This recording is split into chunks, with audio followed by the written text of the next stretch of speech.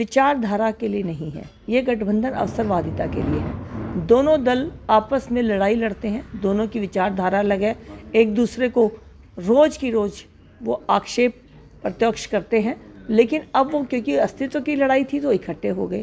तो जो गठबंधन का कोई अस्तित्व ही नहीं है, जो गठबंधन सिर्फ खुद को जिंदा रखने के लिए बिना विचारधारा के लड़ रहा है।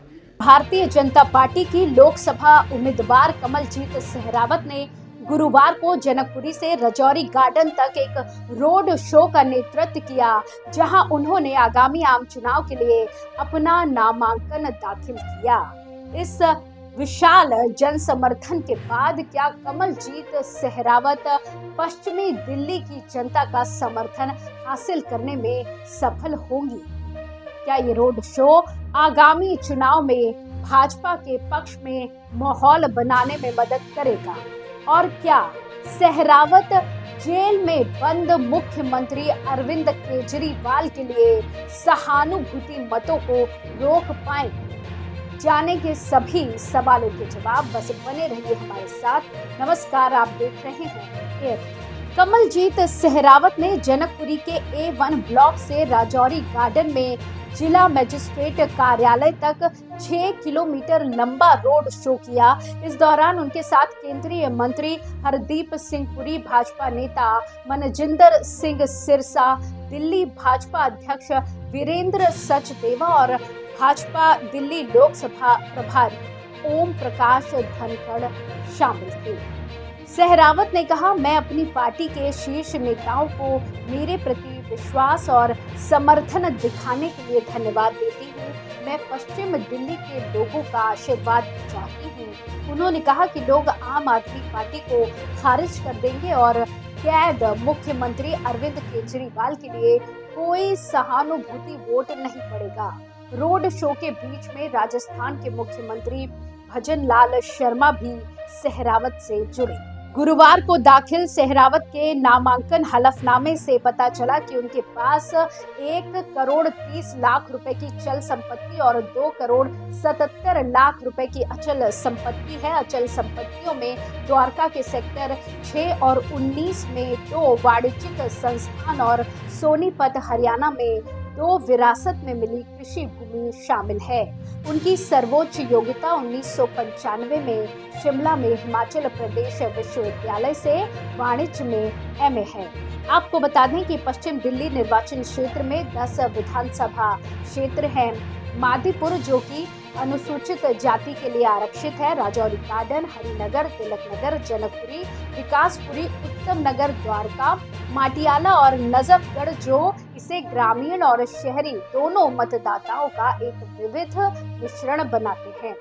पिछले चुनावों के दौरान भाजपा सांसद प्रवेश वर्मा ने ये सीट जीती थी, जिसका जीत का अंतर लगभग 5,70,000 वोट था। इससे पहले भाजपा नेता कमलजीत सहरावत एक MCD पार्षद रही और पार्टी में उन्हें एक जुझारू नेता के रूप में देखा जाता है। उन्हें पश्चिमी दिल्ली में भाजपा का आधार मजबूत करने और निर्वाचन क्षेत्र में पार्टी की जीत सुनिश्चित करने की उम्मीद है। रोड शो के दौरान सहरावत ने लोगों से भारी समर्थन प्राप्त किया। उनका पारंपरिक जय श्री राम और कमल की जीत, कमल जीत के नारों से स्वागत किया गया। रोड शो में शामिल लोगों ने कहा कि वे सहरावत को अपना समर्थन दिखाने आए हैं, जो एक प्रभावी MCD पार्षद रही है। कमलजीत सहरावत का रोड शो पश्चिमी दिल्ली में भाजपा के चुनावी अभियान के लिए एक महत्वपूर्ण घटना थी। ये एक भव्य आयोजन था जिसने पार्टी की ताकत और मतदाताओं को आकर्षित करने की क्षमता का प्रदर्शन किया। हालांकि ये ध्यान रखना महत्वपूर्ण है कि इस बात का कोई सबूत नहीं है कि रोड शो सीधे तौर पर चुनाव के परिणामों को प्रभावित करेगा। चुनाव में कई अन्य कारक होंगे, जैसे व्यक्तिगत उम्मीदवारों की लोकप्रियता, पार्टियों के चुनावी घोषणा पत्र और मतदाताओं की धारणा। इसके अतिरिक्त सहरावत को इंडिया ब्लॉक के उम्मीदवार महाबल मिश्रा से कड़ी प्रतिस्पर्धा का सामना करना पड़ेगा, जिन्होंने पिछले साल कांग्रेस के उम्मीदवार के रूप में इसी सीट से चुनाव लड़ा था। आपको बता दें कि कमलजीत सहरावत का जन्म 1968 में दिल्ली में एक किसान परिवार में हुआ था। उन्होंने दिल्ली विश्वविद्यालय से वाणिज्य में ग्रेजुएशन की डिग्री प्राप्त की है। उन्होंने अपने राजनीतिक करियर की शुरुआत एक एमसीडी पार्षद के रूप में की और तब से वे पश्चिमी दिल्ली में भाजपा के लिए एक सक्रिय कार्यकर्ता रहे हैं। सहरावत ने अपनी एमसीडी पार्षद के रूप में अपने कार्यकाल के दौरान कई पहल की है, जिनमें महिलाओं के लिए आत्मरक्षा कक्षाएं शुरू करना, क्षेत्र में वृक्षारोपण अभियान आयोजित करना और स्कूलों में स्वच्छ भारत मिशन को बढ़ावा देना शामिल है। उन्हें अपने निर्वाचन क्षेत्र में नागरिकों की समस्याओं को हल करने के लिए एक दृढ़ निश्चय और मेहनती नेता के रूप में जाना जाता है। 2024 के लोकसभा चुनावों में निर्वाचित होने पर सहरावत पश्चिमी दिल्ली से सांसद बनने वाली पहली महिला होंगी। उनकी उम्मीदवारी को भाजपा के लिए एक बड़े कदम के रूप में देखा जा रहा है, क्योंकि ये पार्टी की महिला नेतृत्व को बढ़ावा देने की प्रतिबद्धता को प्रदर्शित करता है। सहरावत एक विनम्र और जमीनी स्तर की नेता है, जिनकी पश्चिमी दिल्ली के लोगों के साथ गहरी जड़ें हैं। उनके निर्वाचन क्षेत्र के विकास और लोगों के जीवन स्तर को ऊपर उठाने के लिए उनके समर्पण से उन्हें चुनावों में मजबूत स्थिति में लाने में मदद मिली है। वहीं उनके खिलाफ इंडिया गठबंधन के उम्मीदवार महाबल मिश्रा एक अनुभवी राजनेता हैं, जिन्होंने दिल्ली विधानसभा में विधायक के रूप में कार्य किया है। वो एक मजबूत जमीनी नेटवर्क वाले लोकप्रिय नेता है।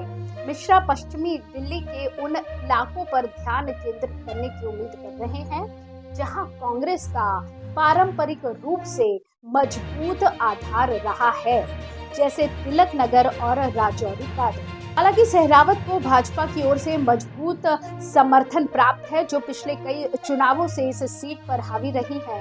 भाजपा हिंदुत्व के मुद्दे पर जोर देने और प्रधानमंत्री नरेंद्र मोदी की लोकप्रियता का लाभ उठाने की उम्मीद कर रही है। चुनाव का नतीजा काफी हद तक सहरावत और मिश्रा के व्यक्तिगत प्रदर्शन और उनके चुनाव अभियानों की प्रभावशीलता और मतदाताओं की भावनाओं पर निर्भर करेगा।